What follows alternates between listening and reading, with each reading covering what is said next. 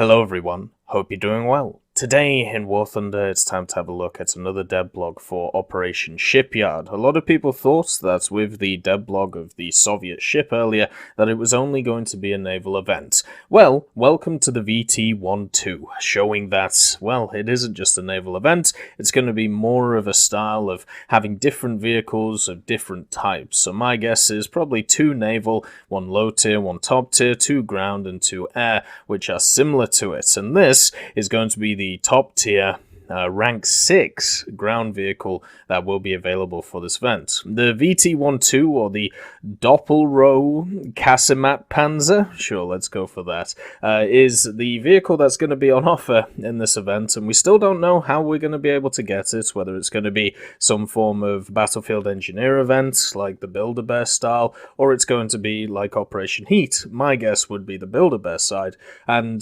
this machine is incredibly interesting. There's a lot of moving parts for this thing, and it makes a lot more sense to add this, I suppose, than stuff that we've been looking at over the last few days, such as the Stern Tiger, just because of its usability and also its uniqueness. So the first thing to point out about the VT1-2 is you may look at it and think, well, this is a tank destroyer. It's got 2 large guns on it. It obviously has the general non-turreted idea. Well, no, it isn't. It was technically a main battle tank. It was there to replace the Leopard 1, funnily enough. So this machine that you see was supposed to replace the Leopard 1 on the battlefield, very similar to other nations' designs like the SDRV 103, with the idea of just not having a turret and instead going for a much lower silhouette. Therefore, you could use that as an advantage against the enemy as a defensive nature and then just stack armor on the front of it. Even though that was the case with the VT1, it still doesn't have crazy armor, especially if we're talking about rank 6, but it obviously had a lower silhouette than the Leopard 1 and also an incredibly powerful engine with reduced weight. So they took the ideas of, well, many different machines, but mainly the Leopard 1, and also the KPZ project, which was going on at the same time, because you've got to remember this was an 80s idea. So they took the KPZ, they shortened the chassis, they obviously took off the turret, they added 2 guns to either side of the machine, and also put in a 1500 horsepower engine, which could be turbocharged to 2175 horsepower. So an incredibly powerful engine to run around on something which is only 43.5 ton. If it was turbocharged and if it was running at full capacity, this thing had about double of the power to weight ratio of a Leopard 2. Just to put that into perspective. So you know how fast the Leopard 2 is. You know how it bumbles around incredibly quickly. Imagine that, but twice as powerful when it comes to its acceleration and stuff like that. And they even make a comment of it in the article, saying that the VT1 will be the most mobile ground vehicle in the game. So this is going to be an incredibly fast machine. If we're looking at it just by its normal metrics, 70 kilometers an hour forward, 40 kilometers an hour backward, but the main thing is the acceleration of this machine. It's going to fly about the place. Another thing as well is that 70 forward and 40 backward is when it was limited. Now in the game we do have machines such as the Abrams which do have their limiter modeled. In effect, the Abrams cannot reach its full capacity of its engine just because I suppose either as a gameplay reduction or as a historic idea, the Abrams never really runs without its limiter on.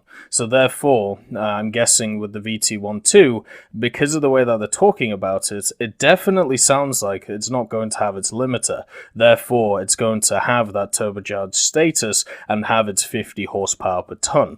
So that will be incredibly fun. And also in later models, not the VT1-2 that we see, but stuff that they were going to build on top of it if it was accepted into production, which of course it wasn't, It would have been expected to be around 100 kilometers an hour forward, so incredibly fast. The other nice little feature of this machine is it does have hydropneumatic suspension, and on top of this, it should fire around about 10 to 12 rounds per minute. But we'll get into that interesting idea in a second, because on top of the hydropneumatic, you're looking at around about negative 10 degrees of gun depression, and also plus 15. So not great gun elevation, not good secondary armaments in the form of trying to keep aircraft off of you, and probably not a ton of top armor either. But when we're talking about getting into positions early in the game, being able to sit there and wait for targets, and also, change position when you need to, this thing has pretty much all of it. And the negative 10 gun depression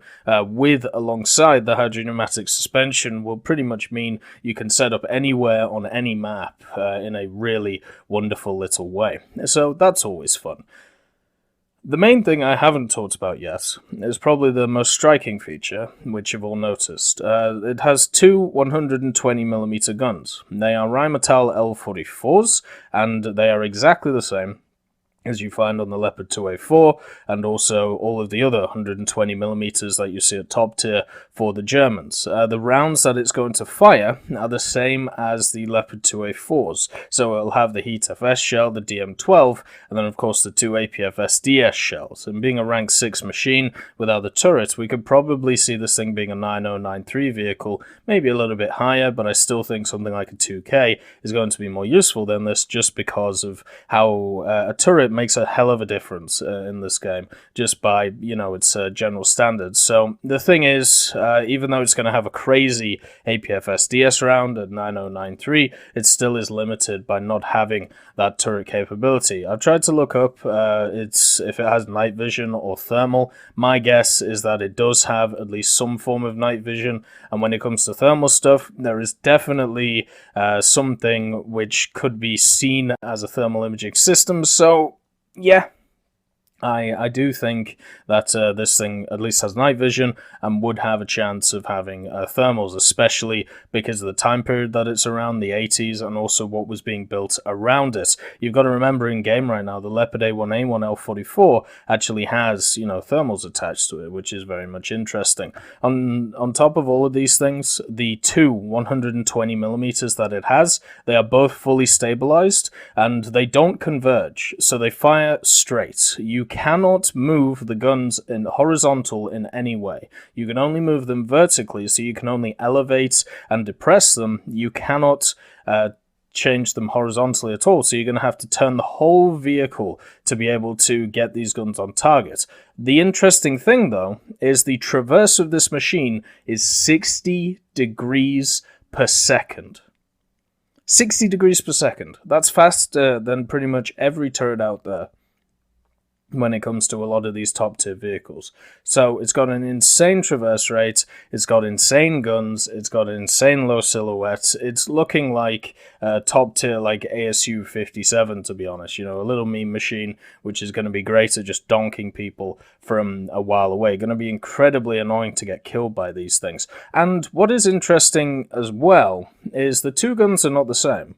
Even though they fire the same shells, they're the same caliber, same size, one of them has an autoloader, and the other one doesn't. The left-hand cannon, this one right here, has an automatic loader attached to it, whereas the right-hand cannon, this one here, does not. So one is manually loaded, and one is automatic. This means that one of the guns should have around about a 6-second reload, and the other one should be a little bit longer, maybe 10 seconds or maybe 8 seconds, because obviously the manual reload should be longer than the automatic reload, just through testing the machine itself. So you've got all of these interesting factors, meaning that your crew skills are still going to matter in this thing, even with that one side of automatic loader. And it will also, you'll have to be able to take into account which barrel you want to fire first, because you want that quick reload going. A lot of people have talked about already how this may be a test for mechanics for stuff like the STRV-103, the very iconic Swedish vehicle, the cheese wedge, as it's well known. And many people have come up with theories and ideas of how you could implement a system like that into the game. And I definitely think there will be a system like that, which will come to the game, and this could be the test for it. And as I've said in the past, putting in little mechanics to try and test stuff in a public environment for event vehicles isn't a terrible idea, as long as they get pushed out to the rest of the trees very quickly. If you just want a little testing period for a machine, that would be interesting. The only other thing with that, though, which will be different from an STRV to a VT1-2, is obviously with the two-gun setup, how are you going to be able to fire both guns? Because obviously the way that it works right now is you have the central line of your cannon, which lines up with a circle, and therefore you use that as a targeting reticle for you firing. Well, you can't really do that if both of the guns are either side of that targeting reticle. It turns out that they've said that what you can do is players are easily able to aim and shoot with each cannon separately by switching between them, which is also effective given the cannon is amongst the best available in the game. So instead of having a system like the Type 60, where you fire the guns independently, or something like an Ontos, where you have to either fire the barrage or fire them, as I said, independently, with this machine, you're going to be able to switch between them. Now, whether you're going to be able to fire them both at the same time or not, I'm pretty sure you'll be able to, but it's just kind of an interesting thing that they're actually putting in here. Now, what I would do if you wanted to set up an aiming system for a machine like this, which has no horizontal traverse, just like the STRV-103, is you would connect its traverse when it's stationary to the mouse. So when you turn your mouse, it would turn the whole vehicle to line up that cannon with your mouse. This would work very well with the STRV-103, and if you're moving, like let's say using WASD or using your controller to move, then you could just line it up with those buttons. So you'd have to come to a complete standstill in order to use the mouse to rotate the whole vehicle, just like you would rotate a turret from a tank. And I think that type of mechanism could definitely fit on this style of vehicle and could be a great test for stuff we'll see, going forward. But the main thing from this machine is it is a speed demon. It's going to have ridiculous acceleration to it. Like, I don't think people understand the insanity of the power that this vehicle is going to have on these smaller maps. Because remember, with the map rotation filter put in at high tiers, which this is going to be a rank 6 vehicle, we have a situation where every map seems to be being thrown into the pool. That's why if you've been playing a lot of top tier,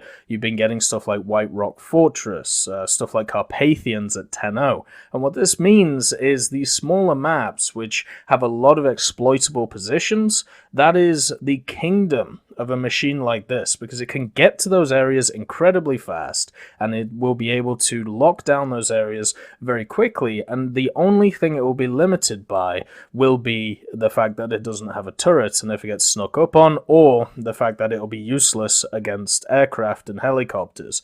But then again, you got radar-guided A8 nowadays to keep you alive. So yeah, the only limiting factor is this thing doesn't have a turret and no secondary armament on it. It has a lot of positives going for it, and definitely a unique playstyle to it, and it's going to be so fun after having the Orbital 74 HVG and bucking it around everywhere and, having fun just flying about the place. It's going to be interesting to see a vehicle like this and see a kind of similar playstyle at higher tiers to see if it fits better.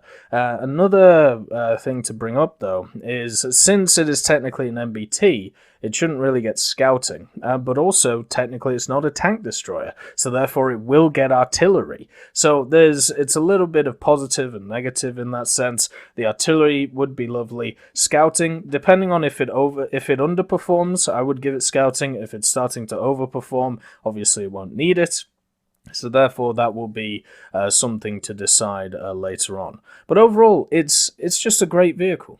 it's a perfect event vehicle. It's a unique vehicle, which is not really like anything else. There were a few other prototypes made. There was the VT1-2, which was the same idea, but it had the 105s, the L7s attached to it. So that could be the standard tech tree vehicle, which would come alongside the VT1-2. So it does have a standard, tech tree vehicle, as long as it's a lower BR, and then, it'll be perfect. So it has all of the interesting things, and I don't think it's going to be meta because of the fact that you have stabilized craziness running around you at all times, and the limits that this thing has once it gets hit, and also the light armor that we find on it. It's going to be a case of who is able to pull their gun first, and with a lot of turreted vehicles, they're going to be able to do it before you.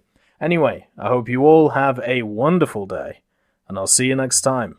I'd just like to thank Ambrosius McClellan, B. Young, Blackie, Daniel Stanton, John Ryman, Joseph Anders, Martinez, Mopar 1969, Moxie, Super Cacti, Uyans Terry, and Eel of Goats, and of course Seductive Trash Can for supporting the channel.